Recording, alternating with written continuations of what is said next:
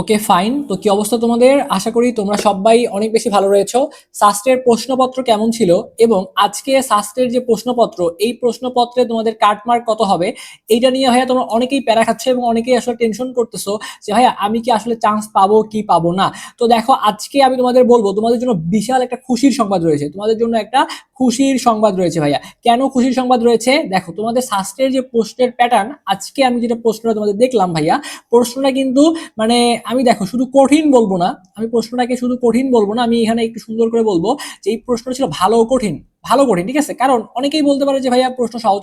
দেখো, বাসায় বসে প্রশ্ন দেখলে নর্মালি সহজই লাগে, কিন্তু পরীক্ষার হলে তুমি যদি বসে প্রশ্নটা সলভ করো, তাহলে ওই জায়গাটায় তোমার ফিলিংসটা কেমন হবে, ওখান থেকে আমি একটু চেষ্টা করলাম যে একটু থিঙ্ক করলাম। তো যদিও তোমাদের ফিলিংসটা বোঝাটা খুবই টাফ, বাট আমি একটু চিন্তা করলাম যে ওই জায়গায় থাকলে যদি আমি থাকতাম তাহলে আমার কন্ডিশন কেমন হইতো। তো ওই জায়গা থেকে যেটা মনে হইলো যে প্রশ্ন একদমই সহজ ছিল না। হ্যাঁ, ডেফিনেটলি কিছু প্রশ্ন তো সহজ থাকবে, বাট তারপরেও ওভারঅল যদি আমি বলি, মানে ওভারঅল প্রশ্ন কেমন ছিল, ওভারঅল যদি বলি তাহলে ভাইয়া প্রশ্ন কঠিন ছিল। তো যেহেতু প্রশ্ন কঠিন ছিল, তাহলে খুশির সংবাদটা কোন জায়গায়? প্রশ্ন যেহেতু কঠিন, তাহলে কাটমার্ক ডেফিনেটলি কমে আসবে। প্রশ্ন কঠিন হলে সুবিধা কি হয় বলো তো? প্রশ্ন কঠিন হলে কাটমার্কটা কমে আসে, তার মানে তুমি কম নাম্বারে কিন্তু সাবস্ক্রাইবার একটা সিট পেয়ে যাবা। তো এই ব্যাপারগুলো আজকে তোমাদেরকে একদম পিন পয়েন্ট বুঝিয়ে দিব এবং তোমাদের একটা রিকোয়েস্ট করবো।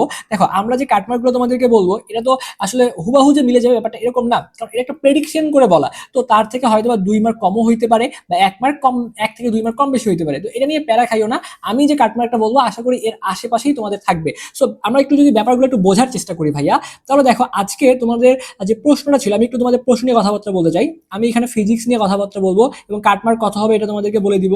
এরপরে আমি কেমিস্ট্রি নিয়ে এখানে কথাবার্তা বলবো এবং কথা বলবো এখানে ম্যাথ নিয়ে কথাবার্তা বলবো এবং এরপরে কথাবার্তা বলবো বায়োলজি নিয়ে। তো শুরুতেই আমি একটা বিষয় তোমাদের ক্লিয়ার করি, যেহেতু তোমরা আজকে 80টা প্রশ্নে পরীক্ষা দিয়েছো, তো এই যে 80টা প্রশ্নে তোমরা পরীক্ষা দিয়েছো, এই 80 নাম্বারের মধ্যে কত পাইলে তুমি সর্বশেষ শাস্ত্রের মধ্যে একটা সিট পাবা, বা কত পজিশনে থাকলেও তোমার চান্স হবে, এটাও বলে দেওয়ার চেষ্টা করবো। এবং একই সাথে এখানে তোমাদের কিন্তু ভাইয়া জিপিএ থেকে তোমাদের 20 নাম্বার ছিল ছিল ঠিক আছে?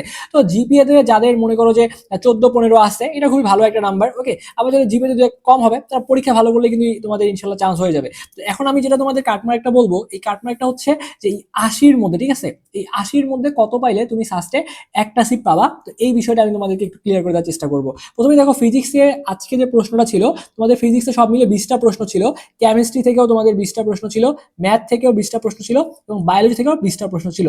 তো এখন শাস্ত্রের কাছে বেসিক্যালি শিখতে হবে যে আসলে কিভাবে বায়োলজি প্রশ্ন করতে হয়। কারণ তোমরা যদি মেডিকেলের প্রশ্ন দেখো এবং শাস্ত্রের প্রশ্ন দেখো, তাহলেই বুঝতে পারবা যে বেসিক্যালি পার্থক্যটা কোন জায়গায়। মেডিকেলের প্রশ্নগুলো একদম বাচ্চা বাচ্চা টাইপের প্রশ্ন ছিল, যারা মেডিকেল প্রিপারেশন নিয়েছে ওদের কাছে ওই প্রশ্নগুলো কিছুই মনে হয় নাই। বাট এই জায়গায় যারা ইঞ্জিনিয়ারিং প্রিপারেশন নিয়ে পরীক্ষা দিতে আসছে, তাদের কিন্তু আজকে বায়োলজি প্রশ্ন দেখে অনেকটা অবাক হয়ে যাওয়ার কথা, কারণ বায়োলজির প্রশ্ন কিন্তু যথেষ্ট যথেষ্ট কঠিন ছিল। তো ওই জায়গাটায় প্রথমে যদি বায়োলজি নিয়ে কথাবার্তা বলতে হয়, আমার মনে হয় বায়োলজির 20টা প্রশ্নের মধ্যে, ঠিক আছে, তোমরা যদি 7 থেকে 8টা কারেক্ট করতে পারো, এটা খুব ভালো একটা স্কোর। কয়টা কারেক্ট করতে বলবো? 7 থেকে 8টা। বায়োলজির যে 20টা প্রশ্ন ছিল, এই 20টা প্রশ্নের মধ্যে 8টা গাইড করতে পারলে খুবই ভালো। ওকে, আচ্ছা, ম্যাথের যে 20টা প্রশ্ন ছিল, দেখো ম্যাথের প্রশ্ন সবগুলোই কঠিন ছিল না, আবার সবগুলো সহজও ছিল না। আমি তো বলছি ওভারঅল প্রশ্ন কঠিন। তো ওই জায়গা থেকে ম্যাথের যে প্রশ্নগুলো ভাইয়া, কিছু প্রশ্ন আবার শর্ট সিলেবাসের বাইরে থেকেও দেখলাম চলে আসছে। তো ওই জায়গাটা থেকে তোমাদের ম্যাথের মধ্যে তুমি যদি ভাইয়া 7টা প্রশ্ন গাইড করতে পারো, 20টা প্রশ্নের মধ্যে 7টা গাইড করতে পারলে এটা খুবই ভালো একটা স্কোর।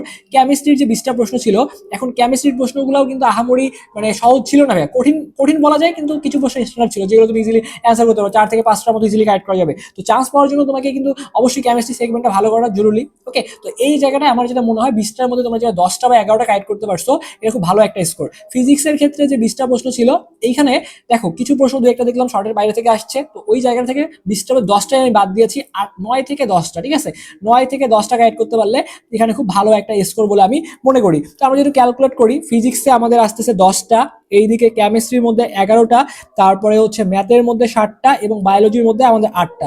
সব মিলিয়ে আমাদের চলে আসতেছে 36।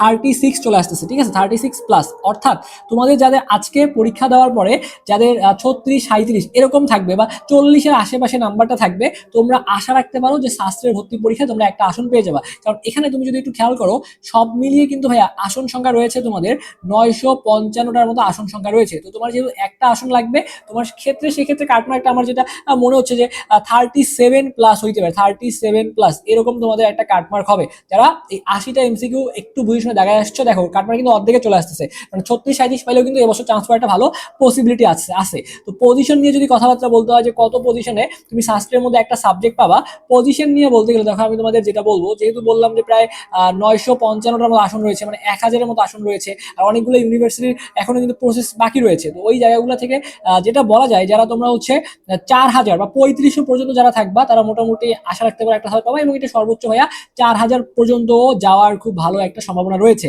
এখন বিগত বছরগুলোতে যদি বলি, স্পেশালি কিছু কিছু সাবজেক্ট ছিল যেগুলোতে 6000 সিরিয়াল পর্যন্ত চান্স পাইছে, আবার 7000-এর ঘরেও চান্স পাইছে। তো ওই জায়গাগুলো থেকে 4-4.5 থেকে তোমার একটা সাবজেক্ট চলে আসবে। এই জন্য সাবজেক্ট চয়েসটা অবশ্যই দিবা। দেখা যায় কিছু কিছু সাবজেক্ট থাকে যেগুলো কন্ডিশন অনেকের ফিল আপ করতে পারে না, এই জন্য সে সাবজেক্টগুলো নিয়ে পড়তে পারে না। তো তুমি যদি সাবজেক্ট চয়েস দিয়ে রাখো, তাহলে এমন হইতে পারে কম মার্কে তোমার কিন্তু একটা সিট হয়ে যাবে। ওকে, তো এই ছিল সাস নিয়ে কথাবার্তা। তোমরা যারা সামনে জিএসটি ভর্তি পরীক্ষার জন্য একটা গোছানো প্রিপারেশন নিতে যাচ্ছ, তারা চাইলে আমাদের জিএসটির যে ক্লাসগুলো, এই ক্লাসগুলো দেখতে পারবা। এখানে আমরা তোমাদেরকে ফিজিক্স, কেমিস্ট্রি, ম্যাথ, বায়োলজি, জিএসটির জন্য স্পেশালি যা যা লাগে সবগুলো জিনিসই তোমাদের পড়াই দিব। এগুলো ক্লাস হবে জিএসটি স্পেশাল, অর্থাৎ যারা একদম উইক পোলাপান, নাদান বাচ্চা, তাদেরকে কিভাবে চান্স পাওয়াইতে হবে ভাইয়া, এই পুরো দায়িত্বটা আমরা স্বপ্নের পাঠশালা থেকে নিতে যাচ্ছি। ওকে, তো তোমাদের জাস্ট ক্লাসগুলো ভালো মতো করবা, যে গাইডলাইন দিব সেগুলো যদি ফলো করতে পারো, জিএসটিতে একটা সিট ভাই ইনশাল্লাহ তোমার আটকাবে না। ওকে, তো এখন থেকে সিরিয়াস হওয়া লাগবে। আমাদের সম্পূর্ণ নতুন ব্যাচে আমরা ক্লাস শুরু করবো জিএসটির জন্য। যারা এখনো ভর্তি হওয়া নাই, তারা কিন্তু এখন ডিসকাউন্ট অফারে মাত্র 1500 টাকায় ভর্তি হতে পারবা, যদিও আমাদের টোটাল কোর্স ফি কিন্তু 2500 টাকা জিএসটির। ওকে, তো তোমরা কিন্তু মাত্র 1500 টাকায় ভর্তি হতে পারবা। তো যারা ভর্তি হতে চাচ্ছ, আমাদের যে হোয়াটসঅ্যাপ যে নাম্বারটা রয়েছে 01317132318, আমাদের এই নাম্বারে হোয়াটসঅ্যাপে একটা মেসেজ করে আমাদের এডমিনের সাথে কথা বলে কিন্তু তোমরা ভর্তি হয়ে যাইতে পারো। তো ভর্তি হওয়ার সিম্পল ওয়েটা হচ্ছে, আমাদের এই নাম্বারেই বিকাশে, রকেটে অথবা নগদে যে কোনো একটা মাধ্যমে 1500 টাকা সেন্ড মানি করবা। সেন্ড মানি করে এই নাম্বারে যদি একটা মেসেজ করে বলো যে ভাই আমি টাকা পাঠাইছি, আমাকে প্রাইভেট গ্রুপে অ্যাড করে দেয়, তাহলে অবশ্যই তোমাকে প্রাইভেট গ্রুপে অ্যাড করে দেওয়া হবে, অথবা এই নাম্বারে কথা বলে ভর্তি হয়ে যেতে পারো। তো যাই হোক, তোমাদের সকলের জন্য অনেক অনেক দোয়া এবং শুভকামনা রেখে আজকের এই যে কাটমার্কের যে ছোট্ট একটা ভিডিওটা এখানে শেষ করতেছি।